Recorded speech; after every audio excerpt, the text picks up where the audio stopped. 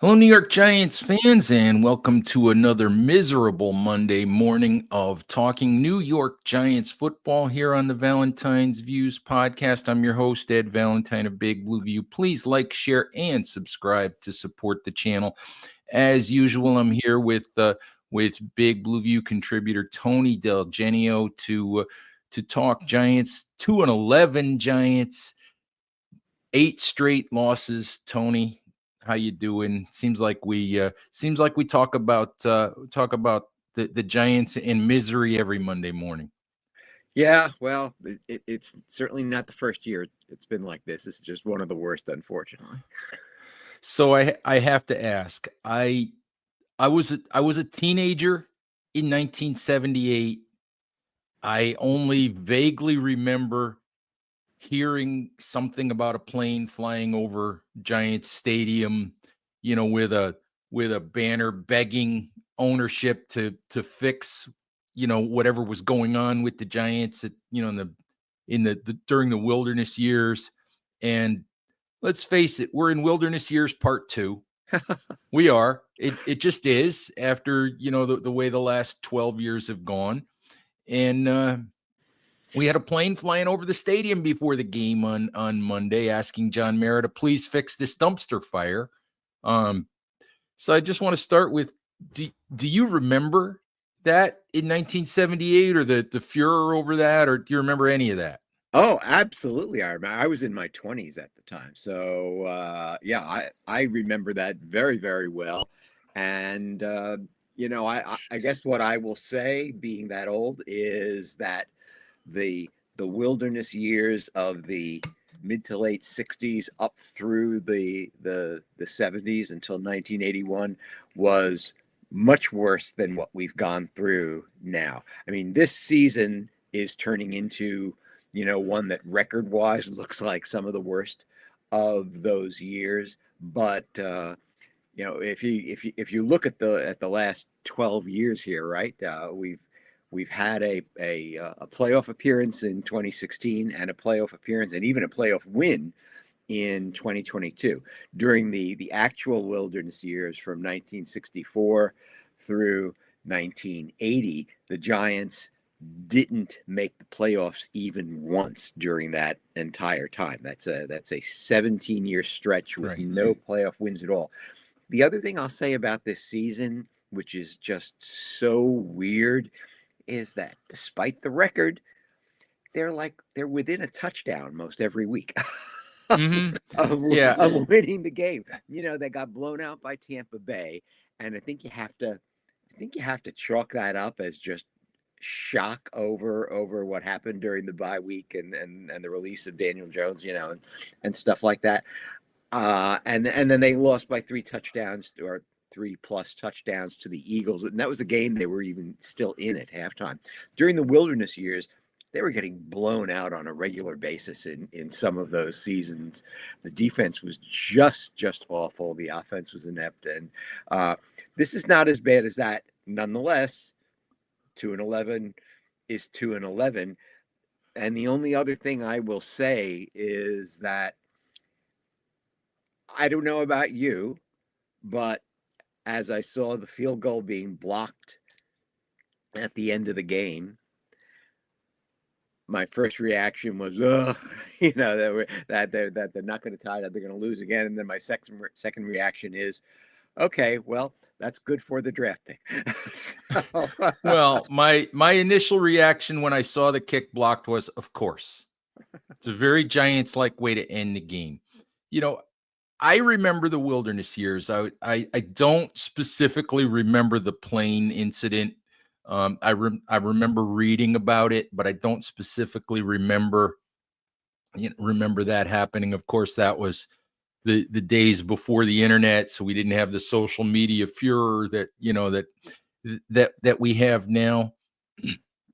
I remember, my father was an all city high school football player.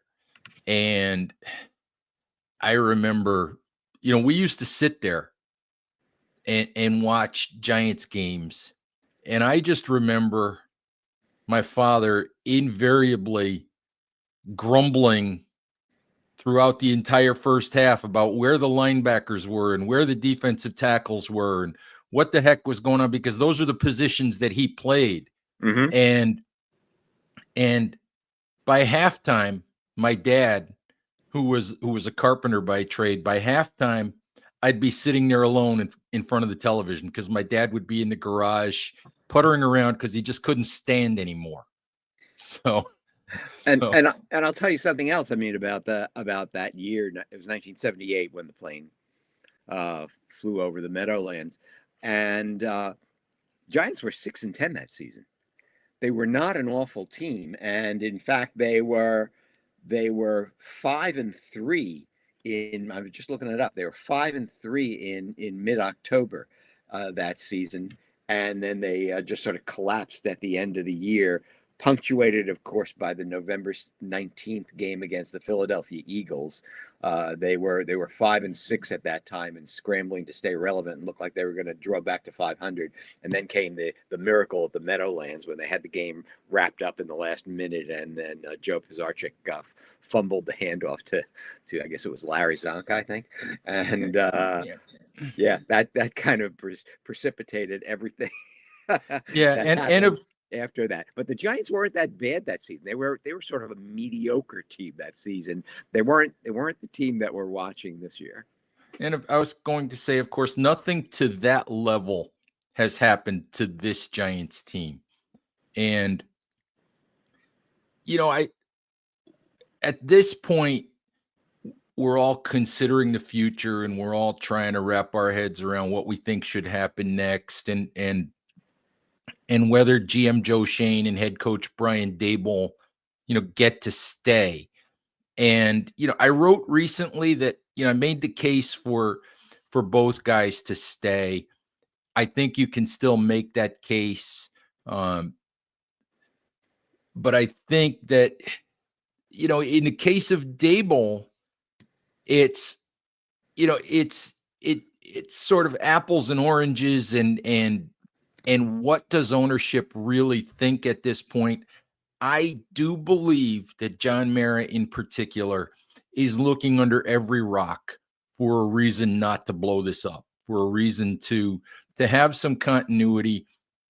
He's gone through Ben McAdoo, Pat Shurmur, Joe Judge, and now Brian Daboll since Tom Coughlin left. And I don't think he wants to go through this whole upheaval for a fifth time in basically 10 years. I think that's the last thing he wants to do. The question becomes 1-7 in these one-score games, 1-8 in games decided by 10 points or less. Offense run by Brian Daboll that is going backwards instead of forward, and Daboll taking over full control of the offense has done nothing, I think, but damage Daboll's reputation as some sort of offensive wizard. This team continues to play without discipline. They continue to make incredible amounts of mistakes. And you can say, oh, look at the roster they're fielding right now. But they were making these mistakes in week 1 and week 2 with the full roster too. So you can't blame the depletion, of the roster for that lack of discipline. And you have, like we said, we have fans flying over the stadium, hiring planes to fly over the stadium. We had a couple of guys with bags over their heads on Sunday. The stadium was maybe 2/3 full. But that team, Tony, has played incredibly hard for 2 weeks. They had no reason at 14-3, having played miserably for 3 quarters. They had no reason to fight to win that game yesterday, but they did. And without a mistake at the end by an offensive lineman playing in his first NFL game, you at least get to overtime. So I don't know what matters more. The effort and the fact that these guys are continuing to play hard, or the fact that they're just awful. They seem to be going backwards, and Brian Daboll has one of the 5 worst coaching records of any coach in Giants history. I just don't know what matters more at this point. Yeah, it's hard to say. I mean, my reaction when the field goal happened was that the Giants were getting a little bit of a dose of their own medicine because they wound up beating Seattle early in the season, one of their two victories, on a play that was not all that much different from that, where the defender broke through to block the field goal by pushing down on the offensive lineman. It was Jake Kubas in that face. So I thought, well, turnaround is about as fair play, right? And got a little bit of their own medicine, but yeah, I go back and forth too about this entire regime because the knee-jerk reaction is, get rid of everybody and just start over. And you say, okay, but they've done that, and they've done that multiple times. And, is what you are going to get any better than what you have? How much of the problem is their fault? How much of the problem is the fact that both the GM and the head coach are first timers at those positions, even though they have been in positions, just underneath those positions for a lot of their career?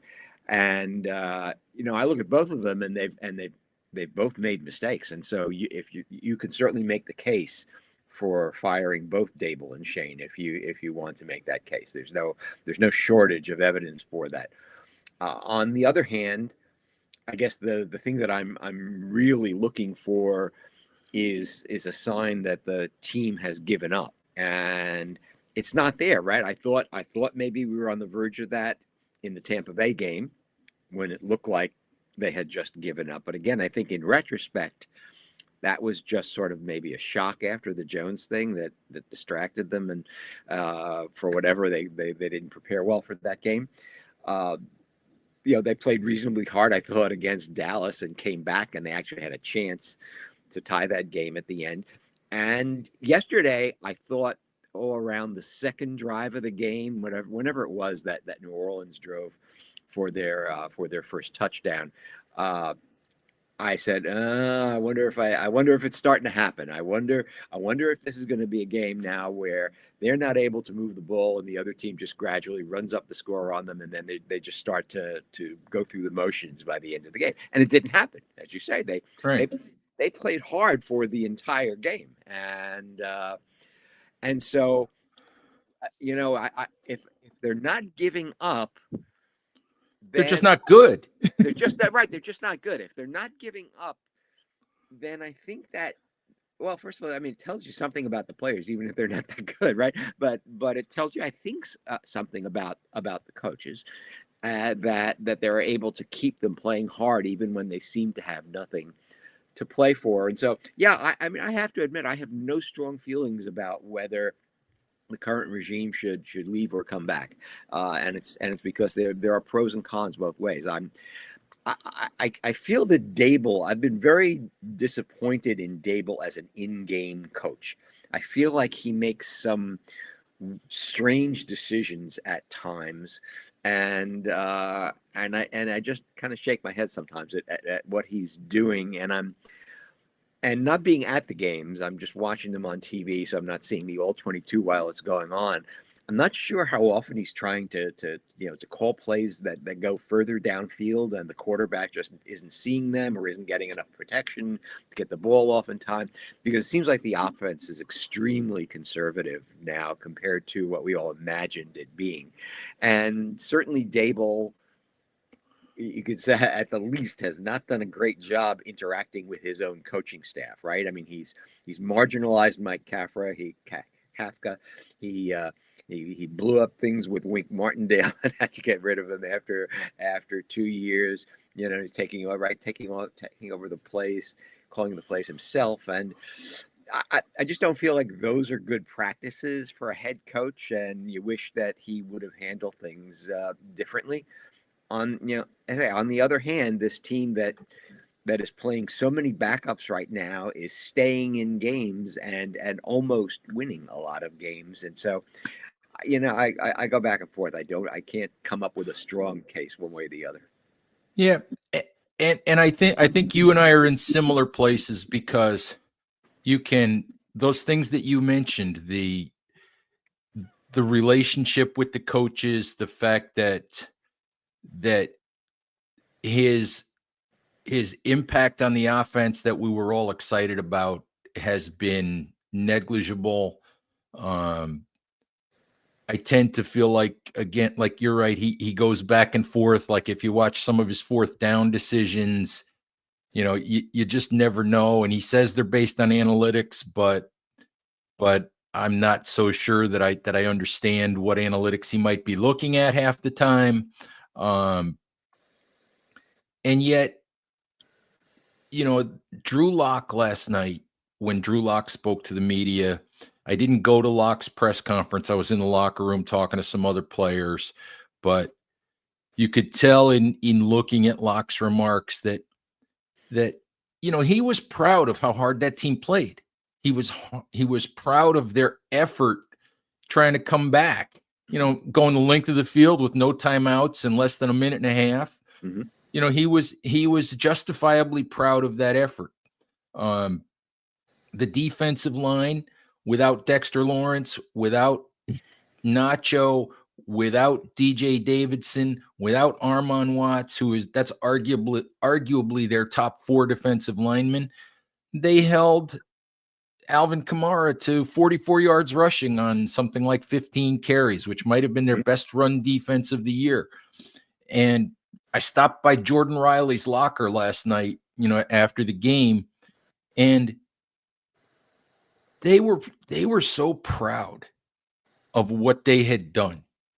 They were so proud of what they had done in holding the Saints to less than 3 yards a carry, because they knew what was being said. And that's why it's conflicting. And I think that's why it's so hard to look at Brian Daboll and say, do you fire Daboll because of the record? Do you give him credit because these guys are playing hard? Do you hold his feet to the fire and say, what's going on here that you're not getting these guys to play with more discipline? It's difficult. And I don't know, I don't know. I don't know what the answer is. I mean, obviously the easy thing to do for John Mara and Steve Tisch, I think the easy thing to do is to blow it up again and at least appease the fan base and say, hey, look, we're trying. We're blowing it up. We're trying. The hard thing to do, which might end up being the right thing to do, is to let them draft a quarterback. Let them draft a quarterback and let them see, because I said this when they released Daniel Jones. They're 2-11. The reality of it is, even yesterday, Drew Lock didn't play well. There were a lot of drops. There were a lot of incomplete passes that were just plays where he was throwing the ball away because he was under pressure. But there were some plays that he outright missed. I can think of one that should have been a first down to Jalen Hyatt. I can think of a couple of others that he outright missed. There was a scramble where he cost himself a first down by suddenly deciding to veer off to the right instead of going straight when he had about 2 yards to go. And I still don't understand what he was doing, but it's like I said, Drew Lock is a roller coaster. He's Jameis Winston light. He's a roller coaster, but it's hard to understand and hard to know exactly what the right thing to do is. And yeah, I don't know. I just don't. Yeah. And it's always the easy decision to make in some sense to get rid of the current regime and start over again. And the thing is, you have to say, okay, well, what you get may not be any better than what you have. And so everybody maybe looks at, say, Kevin McConnell, let's say, in the Vikings, and they say, well, look at what the Vikings have done.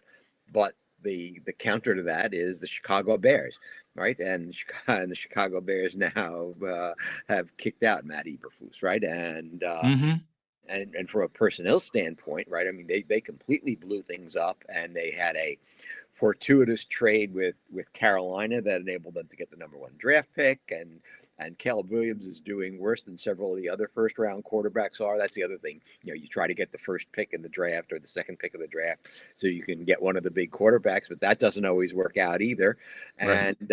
And so all of these things that seem like a nice thing to have going into next season don't necessarily work out well when you have to execute them in practice.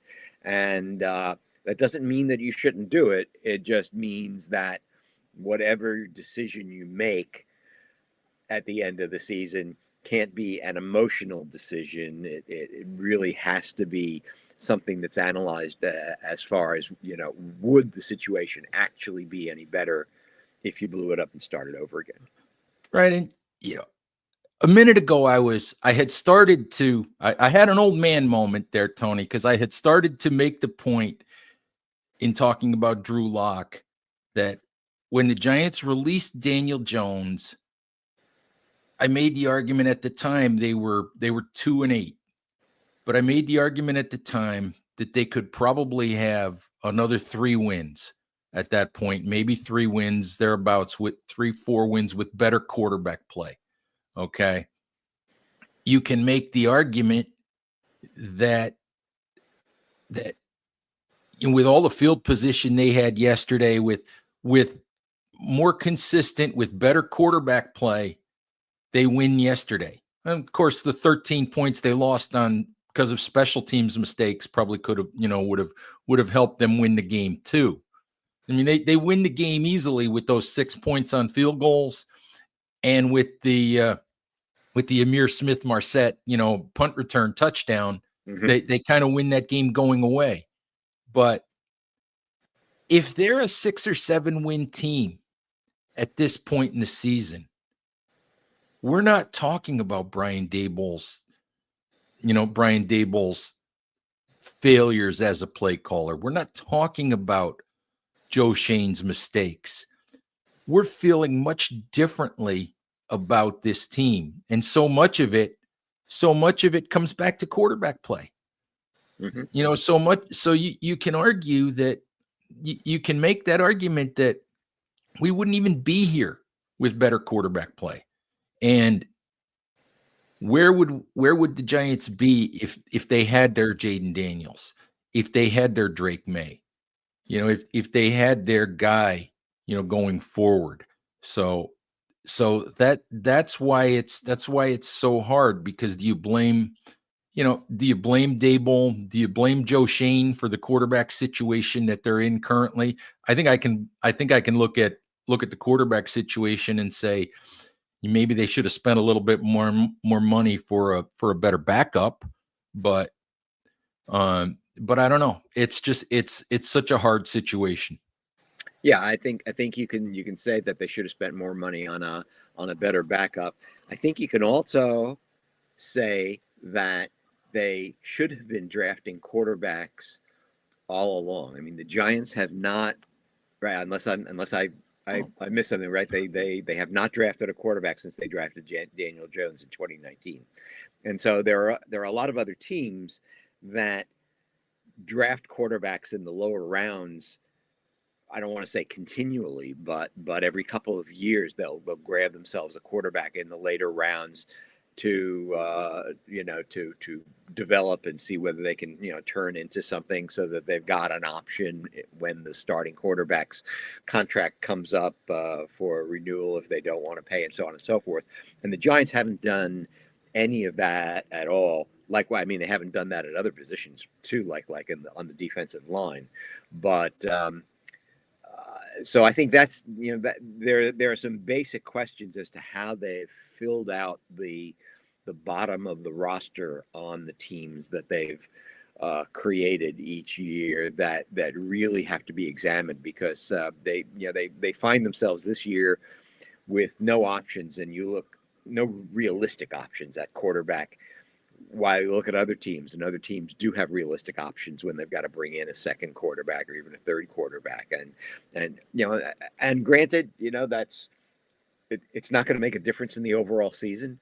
You could argue that having a decent backup quarterback would make things even worse because they'd drop lower in the draft, but I think there are legitimate questions as to how you fill out the bottom of your roster in case you need it, that they need to rethink a little bit. Yeah, I think they need to rethink up, some of their processes and some of their decisions, and figure out why they put themselves in some of these situations. But the other thing you talked about quarterback, Tony, and I look at the 2024 draft when it comes to quarterback. I think you can look at a couple things.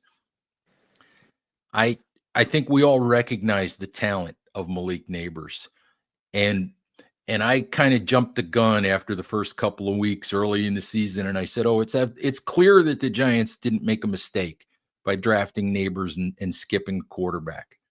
And to be honest, in retrospect, as you get away from that remark, you recognize Malik Neighbors' talent, his ability, but I think the jury is still out on whether or not drafting Malik Neighbors was the right decision.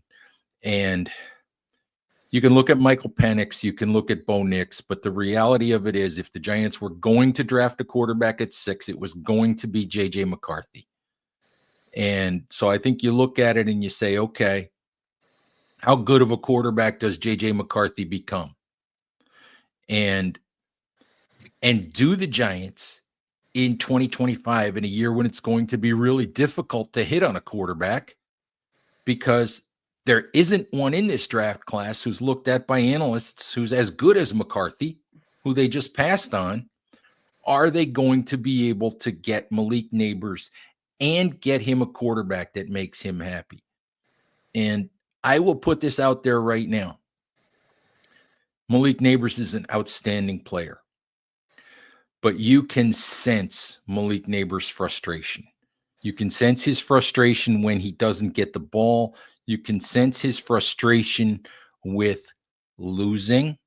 You can sense his frustration with watching the way his team plays. He said, last night he was asked about the mistakes, and he said, "This is just the New York Giants this season." And he says, "This is what we are." And I will say this right now. If the New York Giants do not fix this quarterback situation during Malik Neighbors' rookie contract, he will not sign a second contract with the New York Giants. He will leave, and he may demand a trade before the end of that rookie contract. But and if that's the case, and you passed on quarterback, and McCarthy, for example, becomes a really good player, then you made a mistake by drafting Neighbors. And so the jury is out, and we may not know for a while. It depends on whether the Giants fix this quarterback situation or not. It just does. So, and the other part of that, Tony, you mentioned drafting young quarterbacks in the middle of the draft, and I'm not a big fan of doing it just to do it. But we were talking about this yesterday in the press room. I was beating the drum if they didn't draft a quarterback in the first round. I was kind of beating the drum, and I drafted Spencer Rattler a number of times in mock drafts. I was kind of beating the drum for take a flyer on Spencer Rattler in the third, fourth round, whatever, and the Giants chose not to do that. But the New Orleans folks I talked to last week are perfectly willing to let Derek Carr go at the end of this season and let Spencer Rattler be their starter. And now that Carr's hurt, Rattler probably will finish the season as New Orleans starter. And when the Giants released Daniel Jones, wouldn't you feel better about the last 6 or 7 games of this season if you were auditioning Spencer Rattler or another young quarterback like that to see if you had a starter, at least a capable starter, and could continue to build and didn't need to go force a quarterback pick? Wouldn't you feel better about the season right now? Yeah, absolutely. And so, to me, whoever the GM is next year, whether it's Joe Shane or somebody else, I mean, I think two things have to happen during the offseason. They have to sign a free agent veteran quarterback who, I mean, a serious free agent veteran quarterback. You mentioned Jameis Winston. Who, he's a thrill a minute. Okay, but right. I mean, you're right. You get the good and the bad with Jameis Winston, right? And but Jameis Winston is a guy who can throw the ball, all right, uh, and yeah, he gets intercepted and he blows games because of the turnovers and things like that. But look at what he's doing with what he did with Jerry Jeudy. Jerry Jeudy was basically a disappointment with the Denver Broncos, and now he's catching balls from Jameis Winston, and he's looking like the receiver that people, thought he would be. Okay, and so you need somebody out there who I think is not afraid to throw the ball, not afraid to throw downfield, and and that's the other thing that is really bothering me. And again, I don't know whether it's because Daboll doesn't have faith in the offensive line or something else, but whatever. But the Giants are just not calling those plays downfield, and it doesn't have to be the 40, 50-yard passes. It's the 20 to 30-yard passes also, and they're just doing so few of those, most of this season. And you got to have those if you're going to have a chance to have a decent offense. So they need a quarterback who's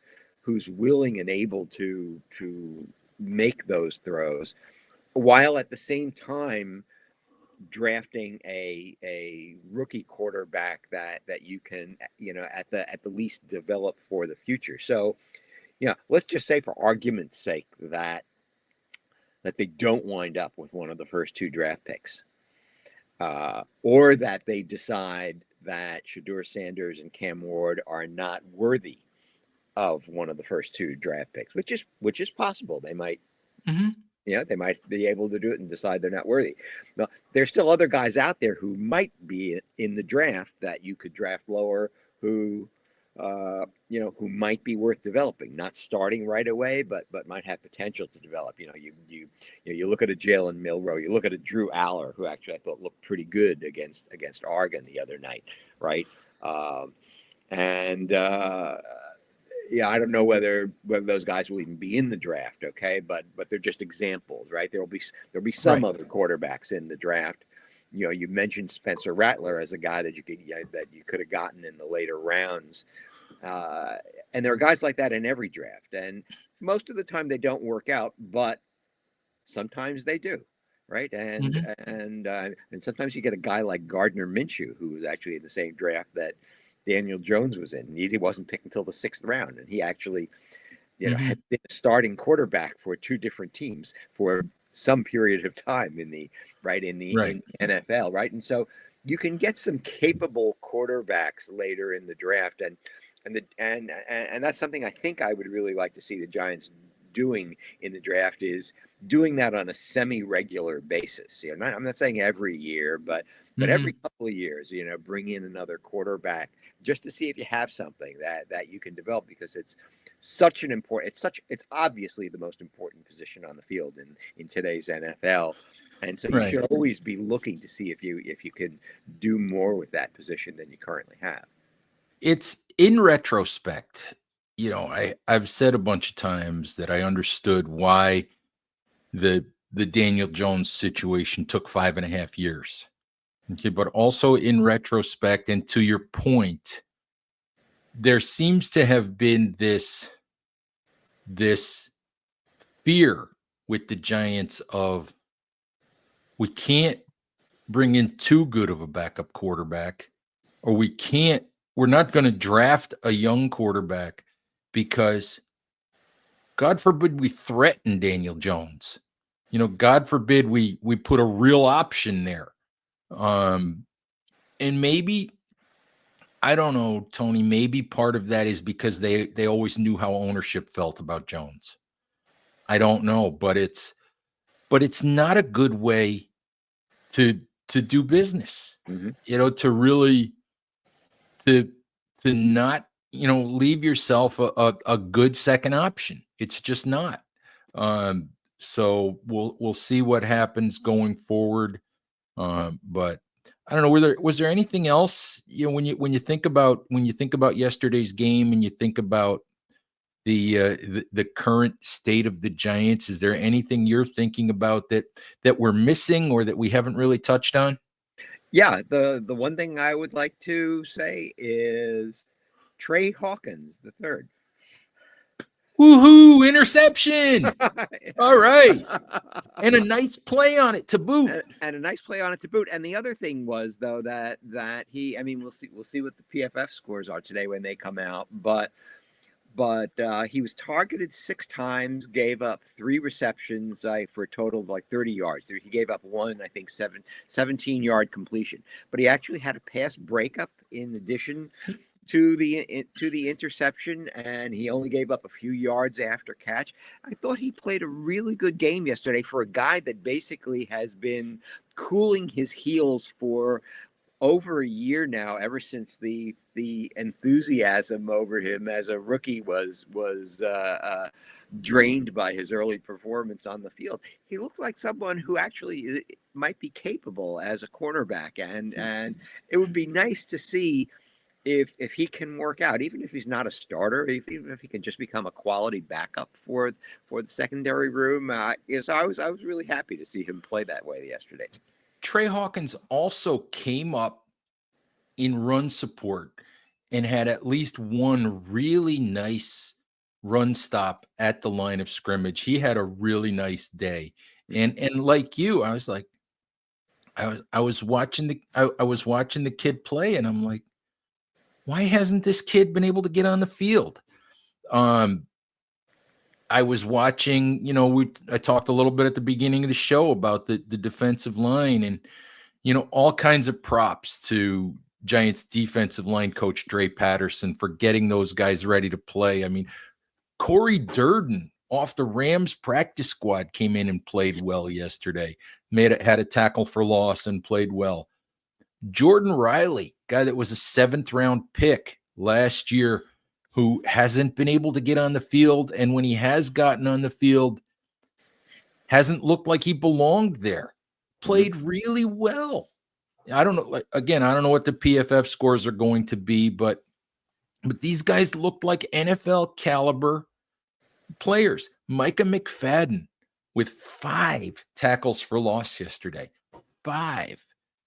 These guys, to their credit, some of these guys stepped up and played really well, and especially in the cases of guys like Riley and guys like Hawkins, and even Daniel Bellinger, who showed you what Daniel Bellinger is yesterday. Caught 5 passes, all short throws.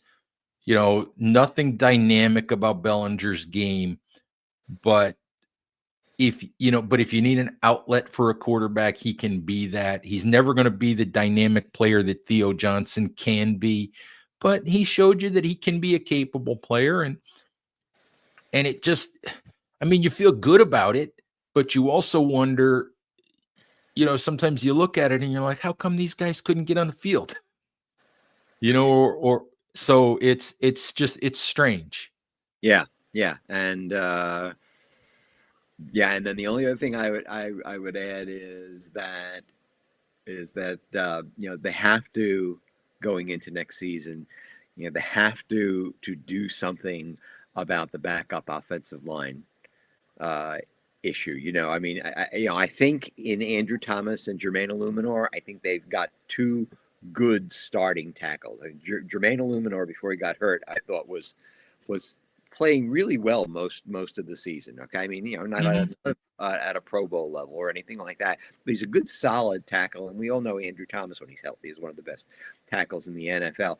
But they've still been in this position where once the starters go down, and you don't anticipate both your starters are going to go down, but once the starters go down, you're in trouble at that position. And I hope that once Tyree Phillips is spun up and ready to go, that he'll be activated, and more to the point, that they'll give him a couple-year contract so that he just hangs around. Apparently he likes being a Giant for whatever reason. I'm not sure why he'd like being a Giant at this point in their history, but he seems from the things he says to like being a Giant. So sign him to a couple of year contract so that you have a quality backup at tackle, and for God's sake, move Evan Neal into guard and let him. I Or mean, move Evan Neal to somebody else's roster. or moving Evan Neal to somebody else's roster, but try him at guard first. Mm-hmm.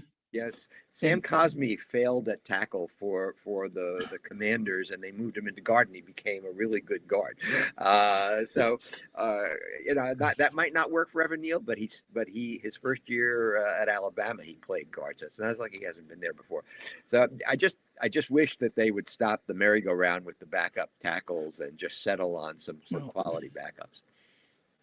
there are, I think I've said it before, but if I want to hold Joe Shane's feet to the fire for things that don't involve Daniel Jones and Saquon Barkley, if I want to hold, in the quarterback situation, basically, the thing that I hold his feet to the fire for is the treatment of the offensive and defensive lines. All right, the offensive line, we know that he's drafted 4 players. Only one of those players looks like a truly maybe capable center, although I think the jury is still out on whether John Michael Schmitz is going to ever be anything other than a bottom tier caliber, NFL starter. But the most he's ever done on the defensive line, the highest draft pick he's ever used is a 5th round pick, DJ Davidson. The biggest free agent he ever signed was Nacho, Raheem Nunez-Roches. And Nacho, I love the guy. I talked to the guy in the locker room. He's a good dude. He's funny. He's always got a smile on his face. But he's a 4th defensive tackle. He really is a 4th defensive tackle who this year has been forced to play more snaps than he's ever played in a 10-year career. And, because he was the second guy. And the backups going into this year with Josh Azudu, who, by the way, I thought Azudu held his own yesterday as well. Say, I meant to throw that in. He did. But the plan, doubling down on the plan that failed last year was just not good. You've got to put more resources into those lines. You've got to get it right. And I did want to tell you, I thought you would appreciate this. Maybe our listeners would appreciate it as well. All the questions about Tyree Phillips. I talked to Tyree a couple of weeks ago when he first re-signed with the Giants. And Tony, I've been getting questions about when are the Giants going to re-sign Tyree Phillips? I've been getting those questions for months. When is Tyree Phillips going to play? When is he going to get on the field? And he was actually elevated from the practice squad as the backup tackle yesterday. I think he got in on some special team snaps. I'm not sure.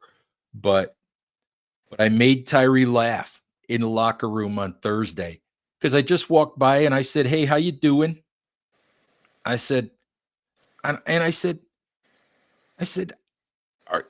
getting healthy? You getting ready to play?" And he said, he was working on it. And I said, "Would you just get in a damn game?" So would you just get in a game? I said, so that people can stop asking me when you're going to play. And he thought that was hilarious. He laughed like crazy. He sounds like a good guy. He is a good guy. But to your point about about the depth on the lines. And again, you look at our friends down the turnpike in Philadelphia, and one thing that struck me about how Philadelphia has developed their roster is that a few years ago, Howie Roseman used a high 1st round draft pick on Jordan Davis, right? And Jordan Davis has been, to my mind anyway, a little bit of a disappointment considering how high he was drafted. I mean, there were questions, I think, about his stamina and things like that coming out of college, out of Georgia, and I think he's a good run stuffer. He's not a failure as a pro, but I would argue that he has not justified his draft position for the Eagles. And so what did Howie Roseman do the next year? He comes right back and high in the 1st round drafts Jalen Carter, who is a monster. I mean, he's I think he's really something. And so, you know, you're looking at one of your opponents, and they're drafting defensive tackles in the first round in 2 consecutive drafts, right? And you know, and it's no surprise that the Eagles' defensive line is something that you always have to deal with. He's always getting edge rushers for himself, whether he drafts one or whether he picks one up in free agency. You know, and obviously the Eagles pay lots of attention to the offensive line, maybe more so than any team in football. And so, you know, this idea that you need to beef up the lines on both sides of the ball, I think it's something that you see with most of the really good teams, and it's something that you just haven't seen the Giants do. You know, you said the Giants, you know, drafted DJ Davidson in the fifth round. The last time the Giants drafted a defensive lineman on day 1 or 2 was when they drafted BJ Hill back in 2018. That was right. They drafted. Well, they drafted Dexter. And then, Was it 19? I'm sorry, Dexter Lawrence. It was the last. Right. One. So Dexter was the last. Dexter was the last one. Yeah. So that's been 5 years since they. It's not good enough. Since they drafted a defensive lineman higher than day 3, and you just can't go that long without fortifying your defensive line, you know. And that's the type of thing that I think you have to kind of look back and say, yeah, we kind of got into this situation because you relied on having your one monster guy in the middle of the defensive line, and then you patch up the rest of it with lower draft picks, with free agents. You know, you get an Ashawn Robinson for a year, you get Nacho, and so on and so forth. But they're not like constantly fortifying both the offensive and defensive lines on this team, and I think that shows in their ability to win games.